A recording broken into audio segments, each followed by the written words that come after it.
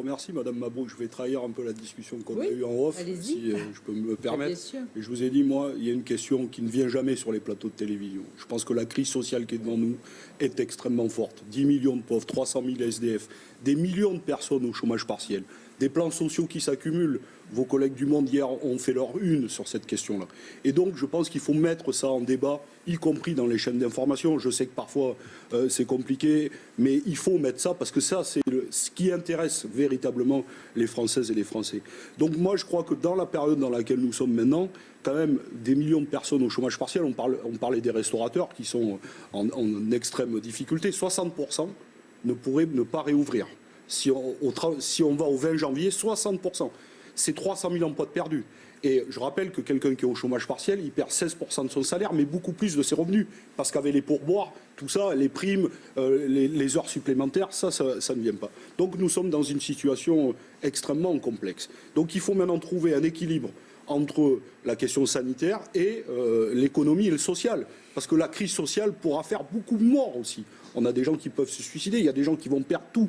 Les conséquences psychologiques à long terme vont être dramatiques. D'ailleurs, les hôpitaux psychiatriques nous disent qu'ils nous alertent, ils sont débordés. Et notamment, il y a des gens qui n'étaient jamais venus, qui n'avaient pas de pathologie et qui se retrouvent extrêmement en difficulté. On parlait tout à l'heure des personnes seules, là aussi c'est complexe. Alors, sur exactement les restaurateurs, il y a deux sujets. Le premier, le fonds de solidarité. Il a été, moi j'ai fait une mission pour le Sénat sur la question des TPE commerce. Nous avons dit, et nous avons plaidé depuis le début, il faut élargir en réalité les conditions et les critères. Par exemple, il est insupportable que ceux qui ont moins de 50 salariés aujourd'hui peuvent y avoir accès et ceux qui ont plus de 50 salariés n'ont droit à rien. Deuxièmement, par exemple, comment comprendre qu'un gérant salarié n'a pas le droit au fonds de solidarité alors qu'il cotise pour des risques, alors que celui qui est au RSI a droit. Donc ça, c'est une question et donc il faut encore assouplir les conditions parce que l'ensemble des restaurateurs, des bars, des petits commerces devraient avoir accès à ces aides. Et puis, nous avons une question, moi je pense, les restaurateurs sont des gens qui ont fait beaucoup, qui ont beaucoup investi pour réouvrir après le confinement. Qui ont beaucoup investi, oui. Qui ont beaucoup investi. Et ils ont fait les choses correctement dans leur très grande majorité. Par exemple, on pourrait peut-être avoir un débat avec eux, il faut l'ouvrir avec la profession.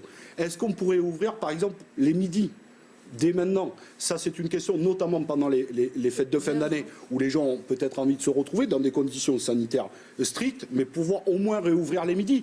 Ça, c'est une question. Pourquoi le gouvernement... Ça a été fait, par exemple, dans certaines capitales européennes. Bien sûr, reste entêté sur cette date du 20 janvier. Si les choses continuent à aller mieux, je pense qu'il y a une question de réouvrir au moins les restaurants au mois de janvier. C'est une question, mais vous avez raison, et le restaurateur avait raison, ce qu'ils ne veulent pas, c'est du stop and go. C'est-à-dire, on remet... Non, ça serait dévastateur. C'est dévastateur, parce qu'à chaque fois, ils perdent quand même leur fourniture. Et on leur dit le lendemain, vous fermez. Et monsieur Gay, et tous ceux qui sont derrière la chaîne. Et tous ceux qui sont derrière la chaîne, de la mer, de la terre, les distributeurs, les agriculteurs, etc. Mais voilà, et donc voilà, ça c'est une question de pragmatisme.